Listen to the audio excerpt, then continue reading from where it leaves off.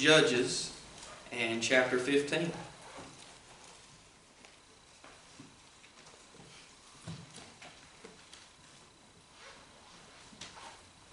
Book of Judges and chapter 15. Titled this morning's message, A Providential Retaliation.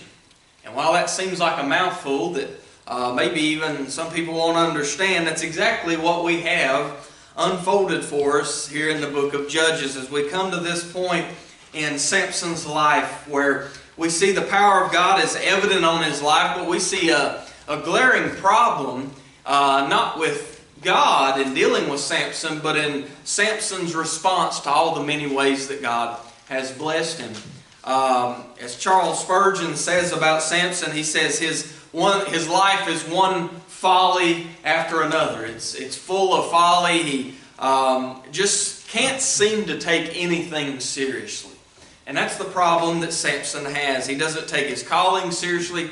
We saw that he doesn't respect the authority of his parents last time. We see all these things that pose a problem in Samson's life and in his walk as a judge in Israel. And here in this particular section of Scripture, we kind of pick up on the heels of where we left off in chapter 14. If you remember what happened in chapter 14, Samson sees a woman from the Philistines. Remember, these are people who the Israelites would be forbidden from marrying because they were pagan. Not only were they foreign, but they were pagans who worshipped a multitude of other gods. And so God forbid the children of Israel from intermarrying with them. Well, Samson, of course, doesn't care. His family lives on the southern border of Israel, and so he sees a daughter of the Philistines, desires to have her as a wife, ignores the wishes and the pleas of his parents, goes down and desires her hand in marriage. We see on his way that he is met by a lion. It appears that he kind of wanders off from his parents by himself, and he's attacked or met by a young lion. He kills the young lion with his bare hands, and when he journeys back through this vineyard and sees this carcass of this lion the next day, he notices that there's honey that has been made by a swarm of bees in the lion's carcass.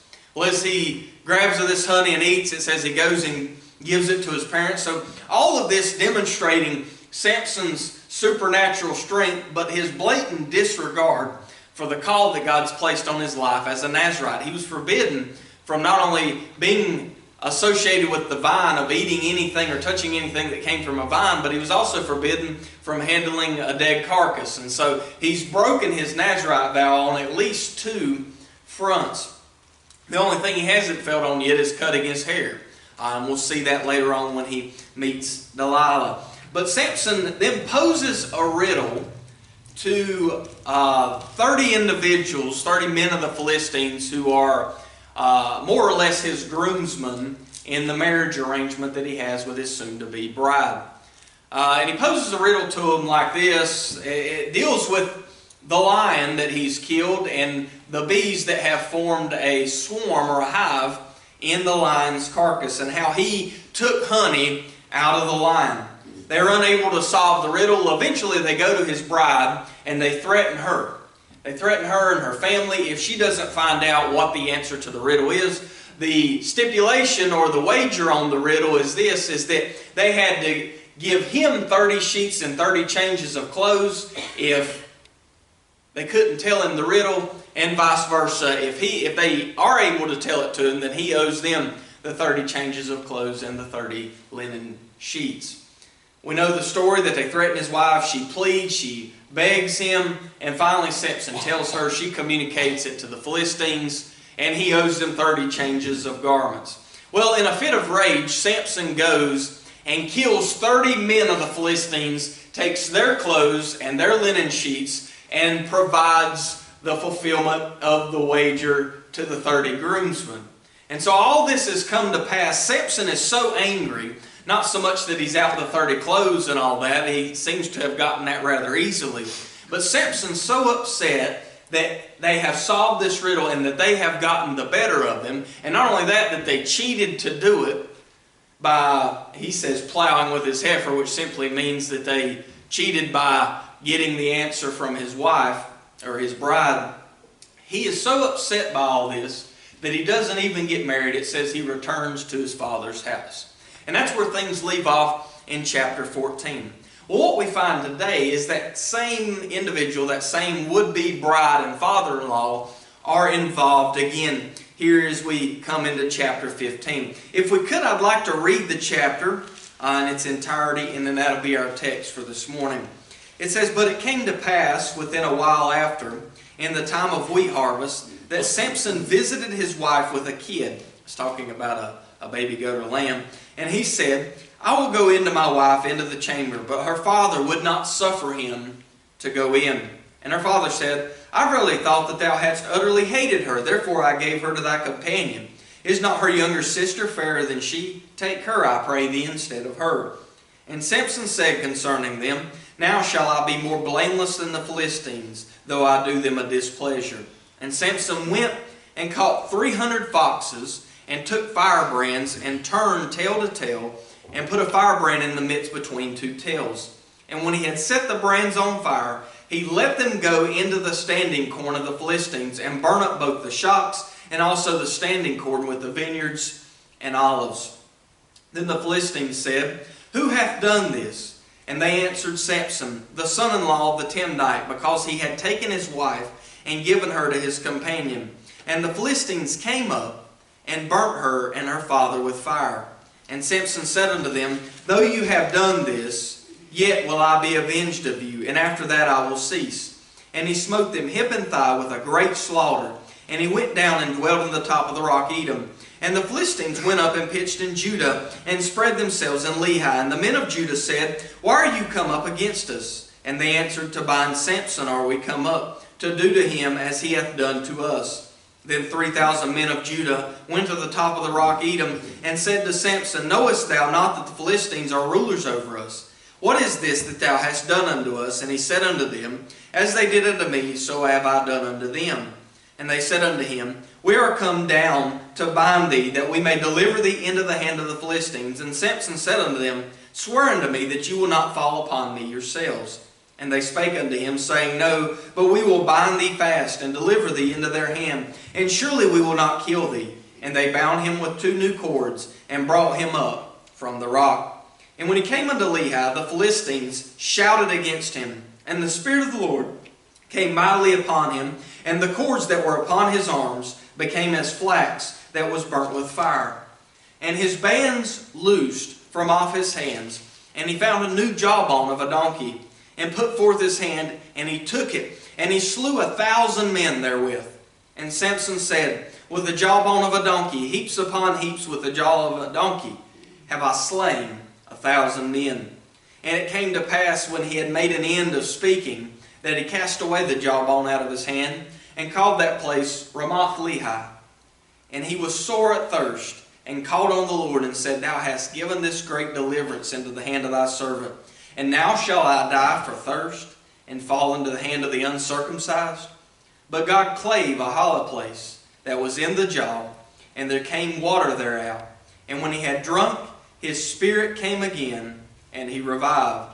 Wherefore he called the name thereof in Hakor, which is in Lehi unto this day. And he judged Israel in the days of the Philistines 20 years.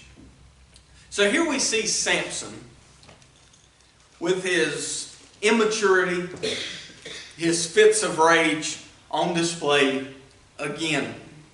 While it's possible in Scripture to be angry and not sin, Ephesians 4:26 tells us, Be ye angry and sin not. While it's possible to do that, the type of anger that Samson exhibits here toward the Philistines, toward his situation, and throughout his life, is not that of righteous indignation.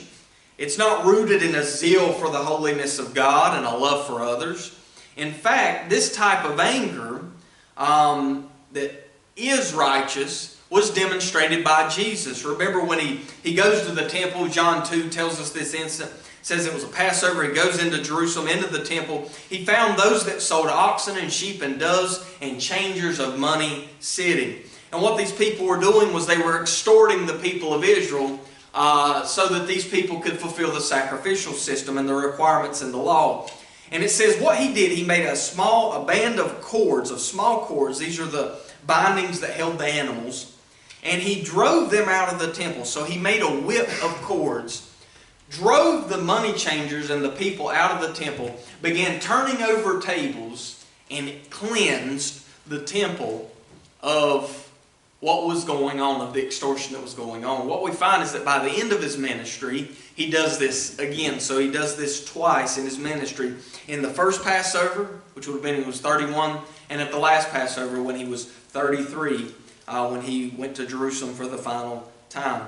And Jesus does this and demonstrates for us a righteous indignation. That in that rage, in that moment, Jesus was perfectly justified, because he said, take these things out, make not my Father's house a house of merchandise. What was going on was the people of God were being extorted, and the worship of God was being hindered.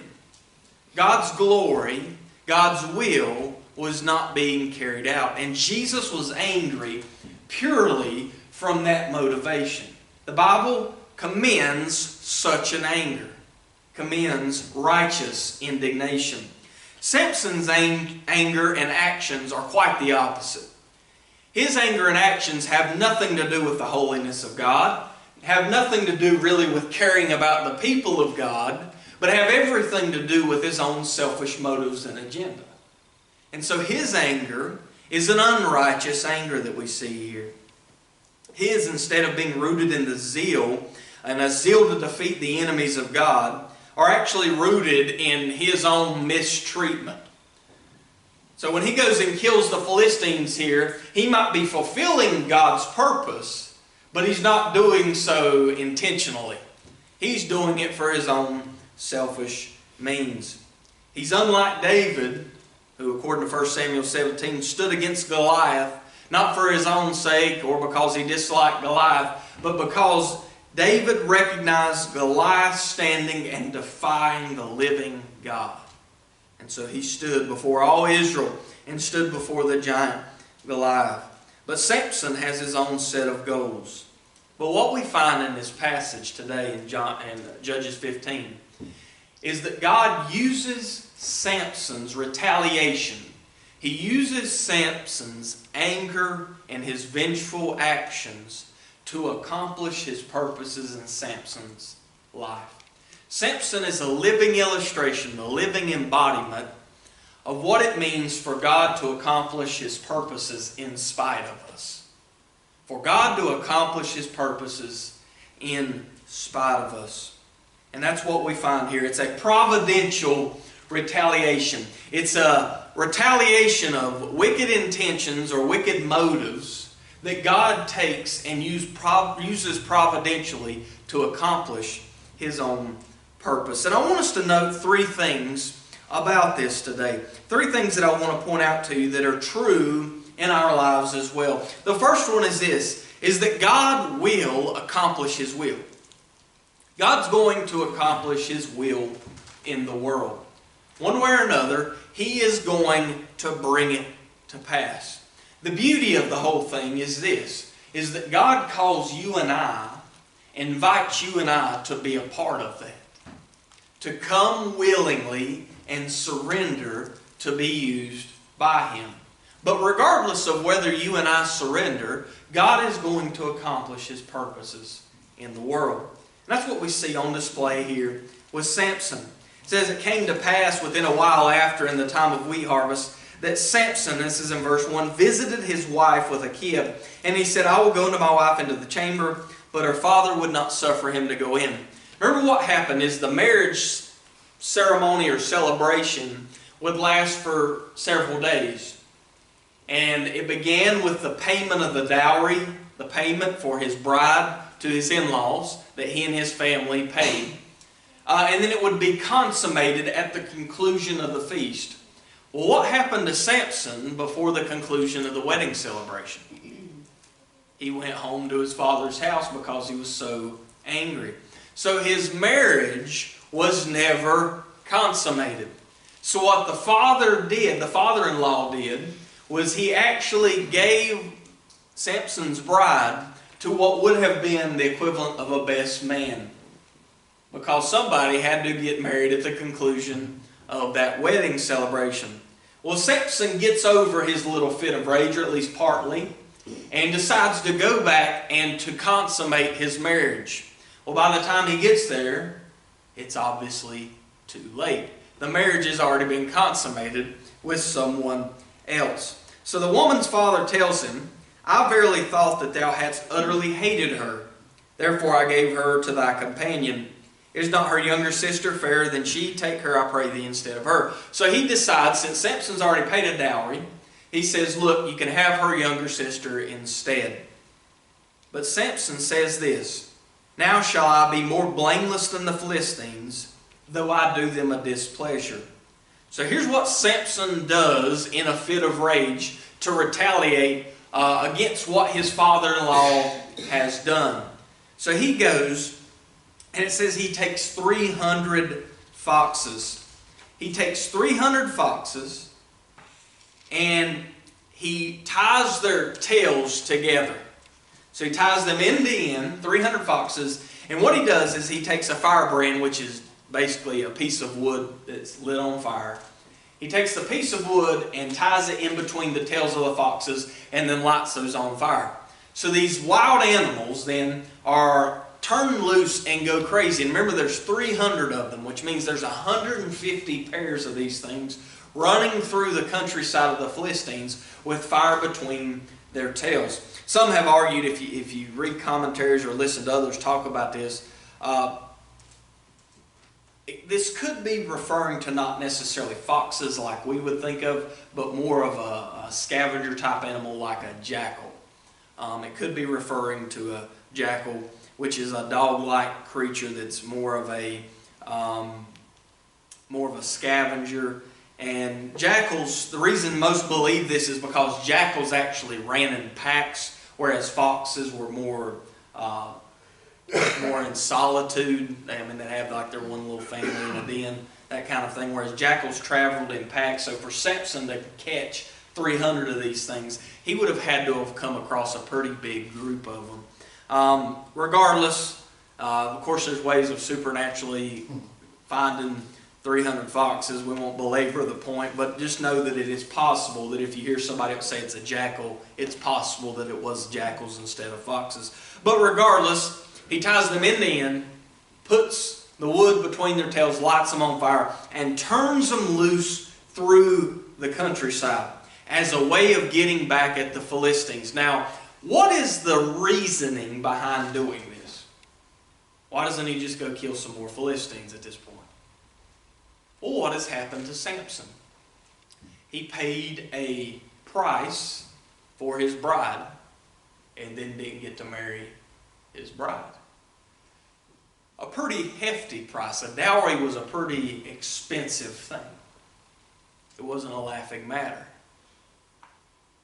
So what he does, since the Philistines, since these people have economically deprived him, he goes to economically devastate the Philistines.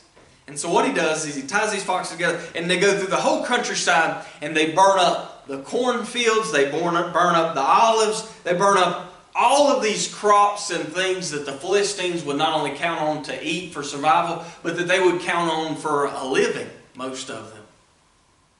And so they devastate the countryside. He thought he'd been mistreated financially, so his goal is to get even. In response to his attack, we're told that the Philistines come and kill his bride and his father-in-law.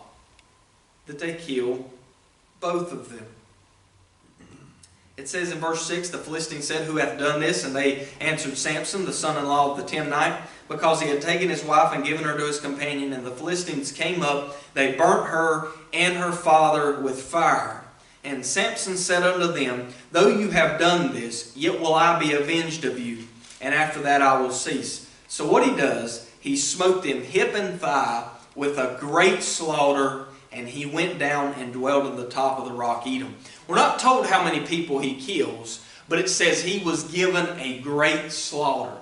He killed a great number of Philistines as a way of revenge for them killing his father-in-law and his would-be bride.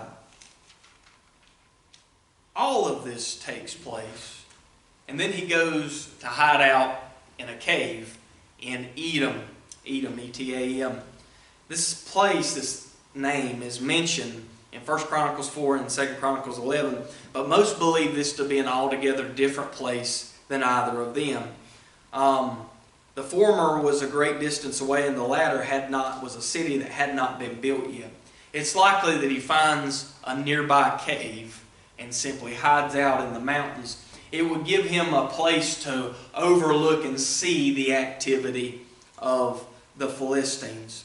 But what happens here is this, is God, through Samson's wicked intentions, through Samson's revenge, through his getting even, through all of this, God is accomplishing his purpose. His purpose for Samson was that Samson would be a judge of Israel, and that he would begin, this is chapter 13, verse 5 of Judges, he would begin to deliver Israel from the hand of the Philistines, something that would not be completed until the reign of King David. And so God is accomplishing that, even if it's through secondary purposes. One of the most amazing and really confusing verses in the Bible is this. It says, there are many devices in a man's heart.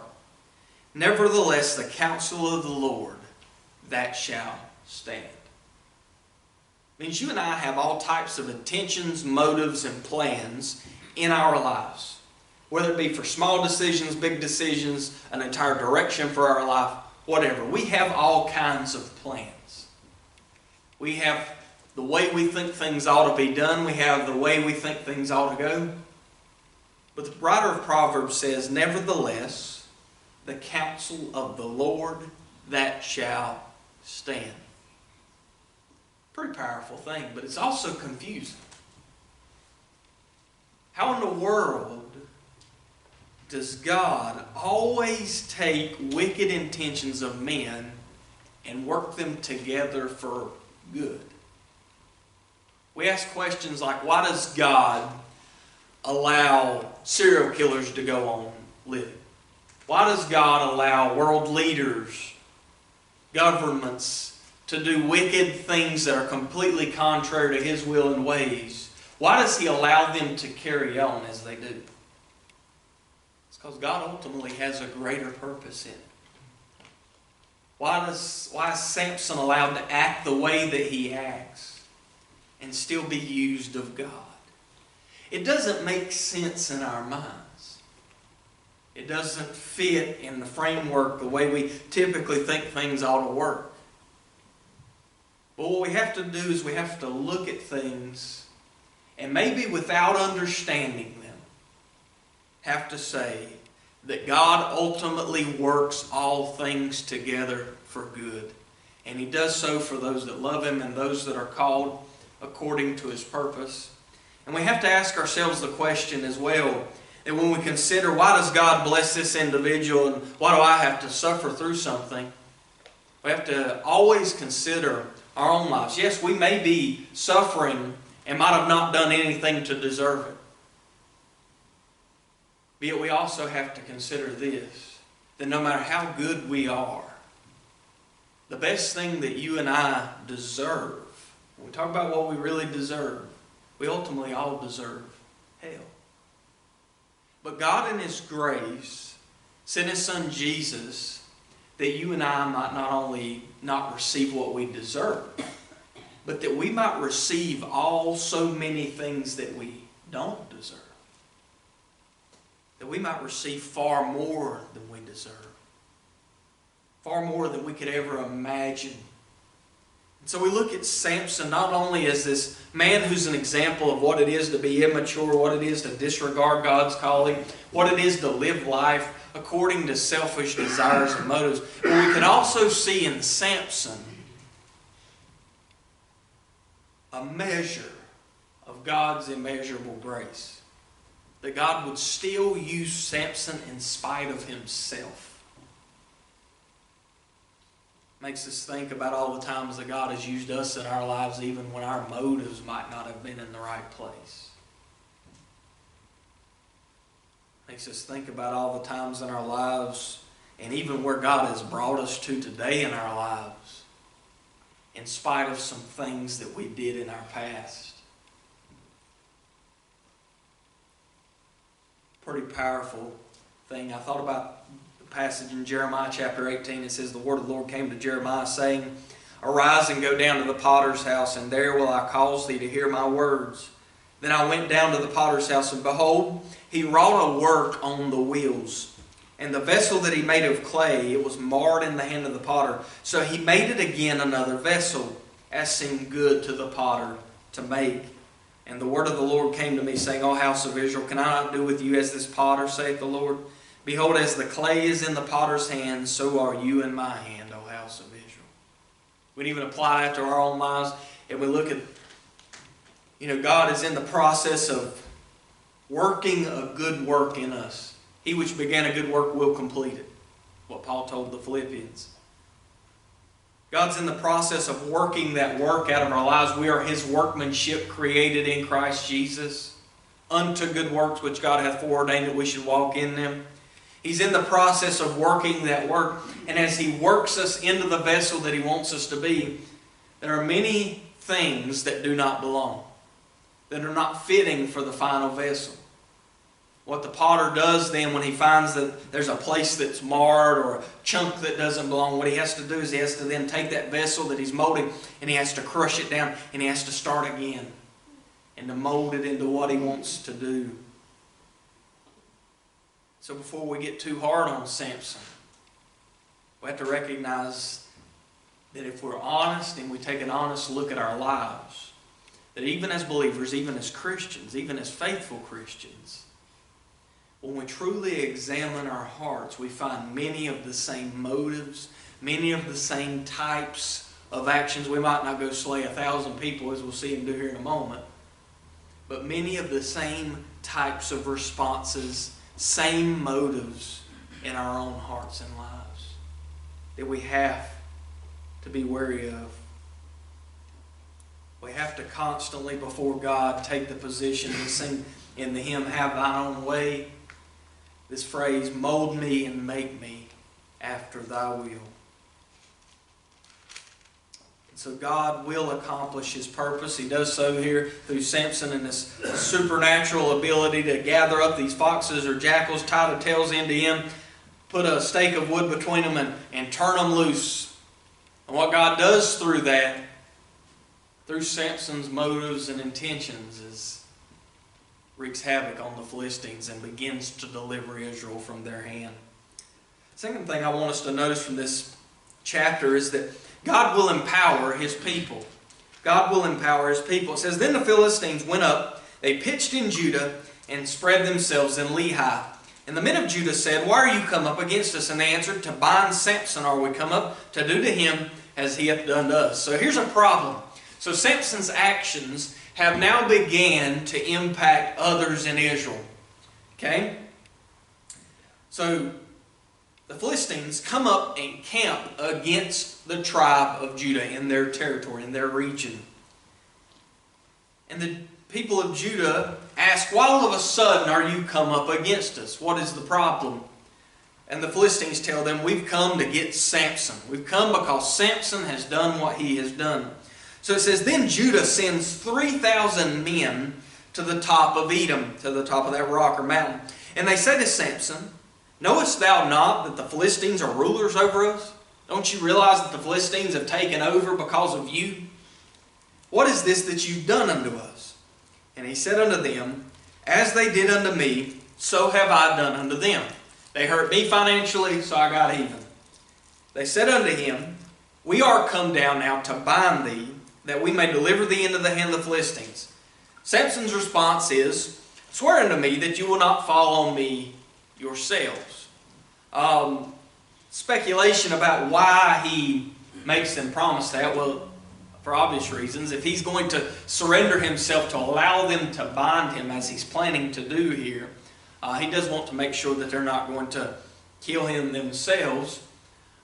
it seems as if God gives Samson supernatural power, supernatural strength and ability when he's fighting the Philistines. And it's possible that that wouldn't be there had the people of Judah come to get him, although that is mere speculation. Samson just wants to make sure that if he surrenders and allows them to bind him, that they're not going to kill him themselves. And as they spake unto him, saying, No, but we will bind thee fast, and will deliver you into their hand, but surely we will not kill thee. And they bound him with 2 new cords, and brought him up from the rock. So he willingly surrenders to allow them to bind him, and to take him and deliver him into the hand of the Philistines. Now, why does Samson so willingly comply here? Well, it's obvious that he has a plan to get back at the Philistines further. It says, when he came up to Lehi, the Philistines shouted against him, and it says, the Spirit of the Lord came mightily on him. The cords that were upon his arms became as flax that was burnt with fire, and his bands loosed from off his hands. And it says he found a new jawbone of a donkey, put forth his hand, took it, and slew 1,000 men. By implication, he killed them all by himself. He slew 1,000 men.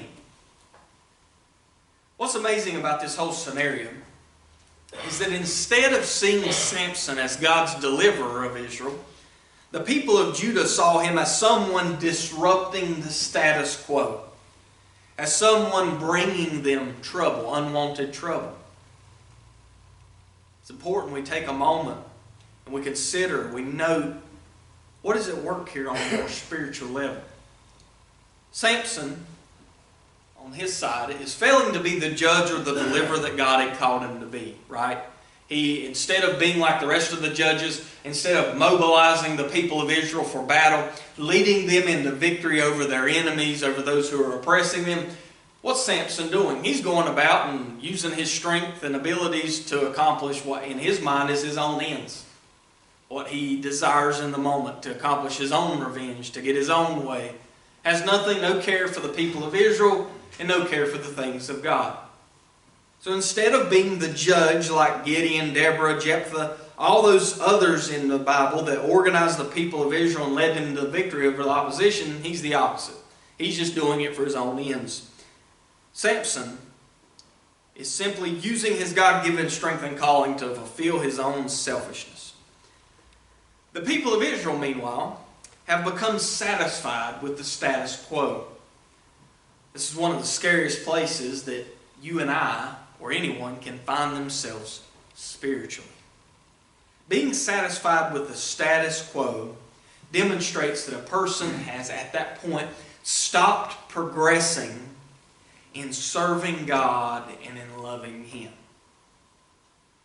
If a person has reached that place, they are not just maintaining the status quo. What they're actually doing is regressing and hardening themselves to the things of God. Most dangerous place you can find yourself spiritually is a place of apathy and indifference. It's the most devastating, debilitating place to be as a Christian, as a child of God.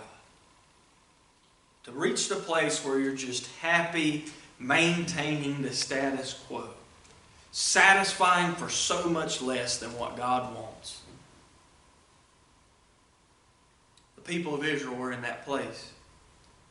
God desired to deliver them from the hand of the Philistines, and they're just happy if the Philistines just kind of stay in their area and they stay in theirs. They don't care if they've got part of their land or not.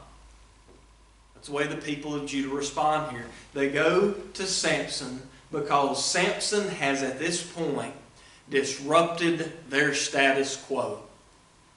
He's began to stir things up. God's began to work, and they're not happy about it. So they go to Samson to get rid of the problem, to give him the Philistines, to restore the status quo. If you think about it, this is the way, I would say, and I'm talking about American Christianity in general now, but this is the way the overwhelming majority of good Christians live their lives. They're willing to attend church fairly regularly. They're willing to tithe, to participate in church activities, which are all good things, great things. They're willing to do all that. But when it comes time to truly sacrifice for God, their loyalty reaches an end.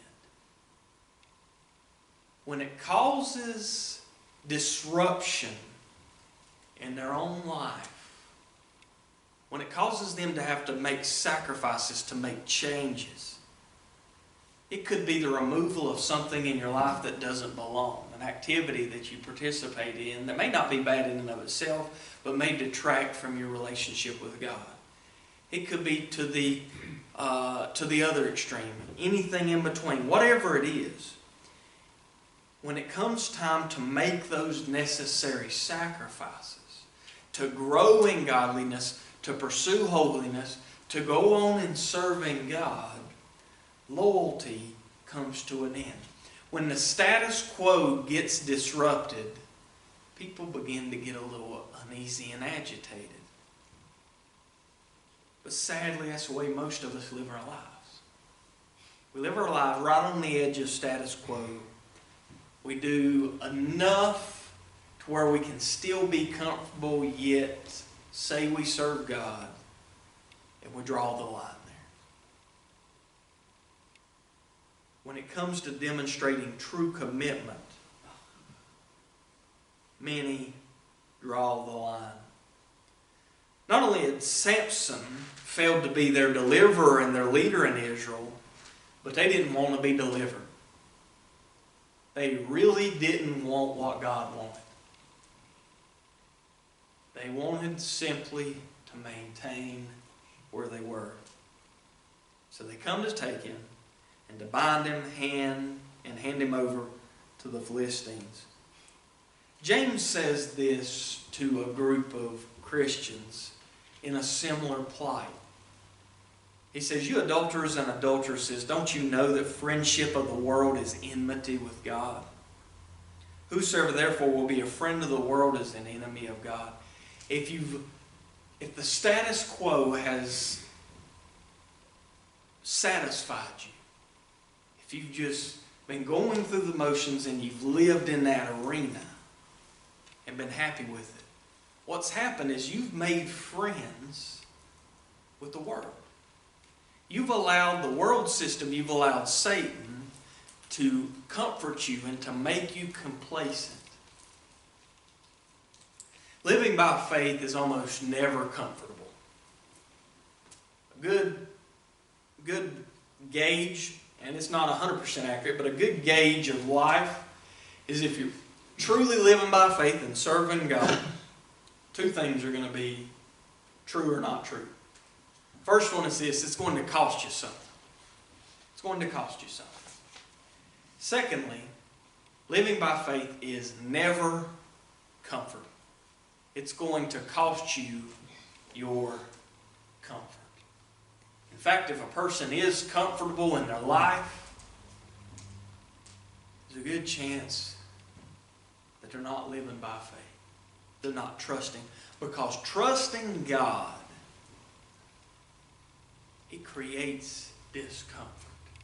It causes us to reach outside of ourselves, to reach outside of our own areas where we have things under control, so to speak,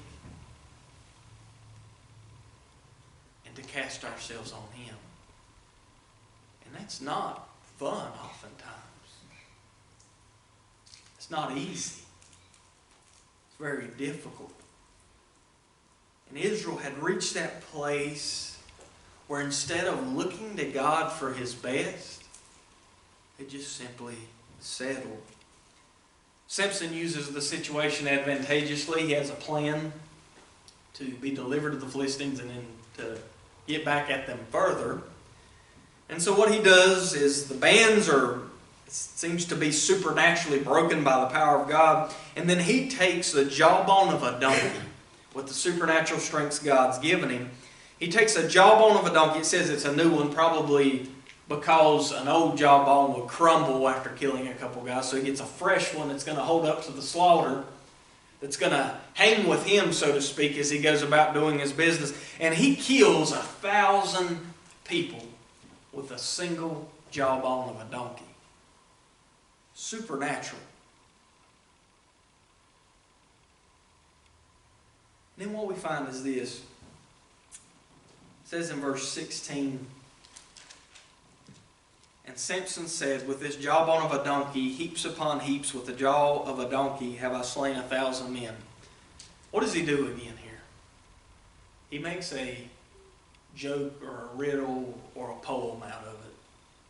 This is Samson showing his immaturity again. Just like he did with the lion that he killed and then found a swarm of bees in. He makes a joke out of the whole situation.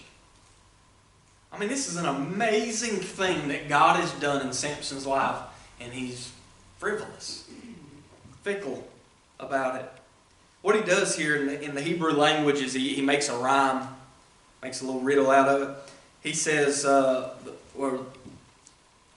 way it's translated here to King James says, a jawbone of a donkey, heaps upon heaps, with the jaw of a donkey have I slain 1,000 men. Donkey in the Hebrew language is hamor, and heaps in the Hebrew language is homer, hamor and homer. So it's like a play on words. He makes a little rhyme or a little song that he sings. So it's like he kills 1,000 men with a jawbone, throws the jawbone away, and then just goes skipping away at what he's accomplished. That's kind of the picture that's painted here in the Scripture. I mean, it's as childish as it gets anywhere in the Bible. This is as childish a situation as a figure as you'll find. And it says, and it came to pass when he made an end of speaking, that he cast away the jawbone out of his hand, and he called the place Ramoth Lehi. Remember, the name of the place was Lehi. What does Ramoth Lehi mean? It means elevation of the jawbone, or the hill of the jawbone, or the mountain of the jawbone, which describes the situation. This is the hill where he killed 1,000 Philistines with the jawbone of the donkey. But what he does in naming the place Ramoth Lehi is this. Is that all that God had done there, Samson exalts the jawbone instead of God. He exalts the jawbone instead of God. He fails to recognize here, or he recognizes it, but he fails to give glory to God here for the supernatural power that God has given and displayed through him. In Ephesians 1, Paul's prayer for the Ephesian church is this. I want you to understand what is the exceeding greatness of his power to usward who believe, according to the working of his mighty power, which he wrought in Christ when he raised him from the dead, set him at his own right hand in the heavenly places, for far above all principality and power and might and dominion, every name that is named not only in this world, but also in that which is to come. Paul says later, I bow my knees to the Father of our Lord Jesus Christ, of whom the whole family in earth and heaven is named, that he would grant you, according to the riches of his glory, to be strengthened with might by his Spirit in the inner man. And he says, now to him that is able to do exceeding abundantly above all that we might ask or think, according to his power that worketh in us. Paul's prayer for the Ephesians was that they would come to this place where they would understand that the same power that God demonstrated in raising Jesus from the dead now lived in them. That same power belongs to each and every one of us as a Christian. What Samson failed to realize or failed to honor was that God gave him the supernatural power to do all that he had done. And in his frivolity, he failed to recognize, failed to honor that God was the one who empowered his children. Bring that to our modern times. There's a couple of applications here. First, you and I as individuals in the church, we fail to see just how much we have in our possession as a Christian. I'm not talking about material things, I'm talking about spiritual things. God has put all that power on the inside. Same power that rose Jesus from the dead, the same power that gave Samson his supernatural strength. May not give us supernatural strength, but the same power has been put into our lives where if we walk in faithfulness to Him, and we walk in obedience to Him, we fulfill the calling that He's placed on our lives. When we live in that way and we allow that power to go out in our lives, it changes the lives of people around us. But we fail to understand. We fail to live that way. We fail to live with that knowledge. There's a second point of application here, though, and that is this. You think about just in our nations, in respect to our nation, especially as we celebrate Memorial Day this weekend, we think about all the ways that God has immeasurably blessed us, all the things that He's given to us. When you think about some of the wars that America has fought in their history, think about World War I and World War II, where America became this beacon of hope for the entire world. You think about how even as devastating and as bloodily and as awful as the Civil War was, how God still preserved a nation through that. You think about the Revolutionary War, how we were outnumbered, outmanned, outpowered by the British in every conceivable way. No way should have won that war. But some men got together and decided to stand against a tyrant several thousand miles away. And because of that, a place where people are free has stood for hundreds of years. And even prior to that, prior to our nation constitutionally being formed as a republic, you think about a spiritual foundation that was laid by preachers of the gospel who came here, by Christians who came here to settle this land for religious freedom and worship of God. A foundation was laid for the utmost of blessing of God that has ever fallen on a people in history. And you think about all of that. We still enjoy the fruits of that now, doing what we're doing now. But we've reached a place where what we're doing now has ceased to be a blessing and has become a burden. Or what we're doing now, seen as even for a period of time as wrong, we're reaching a point where the things that we have been free to believe, to preach, to talk about, to practice in our lives for so long is approaching, it's not there yet, but it's approaching a place where one day it might be illegal in the very nation that those same principles helped to found. And the very foundation, the very bedrock of the entire society is eroding away for frivolity. For people who want to live their life in an ungodly way, in a way that dishonors God without the restrictions that a belief in God brings. Good restrictions, by the way. And we forgot that it was the God that we so want to be rid of who made all this come to pass as it has. Samson demonstrated the same attitude on the mountain that day when he called it Ramoth-Lehi, the hill of the jawbone, not the hill of the Lord. It's immediately later that we see Samson in verse 18. I want you to notice God supplying His grace here. It says he was sore at thirst, and it's at this point that he calls on the Lord. He says, you've given this great deliverance in the hand of your servant. It's now that he wants to recognize that it was God. And he says, and now I'm going to die of thirst and fall in the hand of the uncircumcised. Who does Samson sound like? Well, it sounds like what Cecil's been teaching in Sunday school with the nation of Israel. They got out in the wilderness, they were thirsty, or they didn't have food, and what did they do? They complained to God. It's the same situation. So Samson there is in the wilderness, and he's thirsty after killing 1,000 men. So what God does is He claves a hollow place that was in the jaw, and there came water thereout. It says, and when he had drunk, his spirit came again. That doesn't mean the Spirit of the Lord. That's talking about his energy, his vitality. It says, and he revived. Wherefore he called the name thereof En-Hakkore, which is in Lehi unto this day. And it says, he judged Israel in the days of the Philistines 20 years.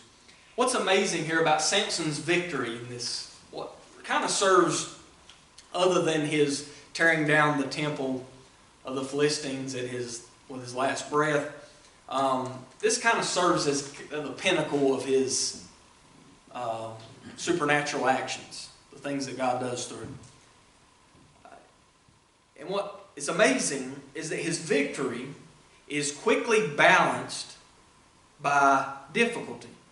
We saw Elijah being sent to Horeb and feeling defeat quickly after the amazing victory of Mount Carmel.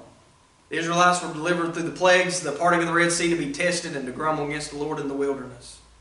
Warren Wiersbe says, if triumphs aren't balanced with trials, there's a danger that we'll become proud and self-confident. So God provides Samson water, so that Samson is forced to acknowledge God. And it says at that point that Samson goes on judging Israel for 20 years. For 20 years. Before he meets Delilah, that we'll see in chapter 16. So there's a lot about Samson's life that we don't know. But at least to a degree, he goes on judging Israel. And it kind of leads us to believe that maybe he gets it at least partially right. So there's hope even for me and for you. En-Hakkore, the name, means the caller's spring. The water that God provided in. As Terrence and Cecil come, I know we've went over time today and I apologize, but as they come and lead us in a hymn of invitation, we're going to sing just one verse of I Have Decided to Follow Jesus. Just one verse, and we'll be dismissed this morning. But I want to ask you this morning as we celebrate Memorial Day this weekend,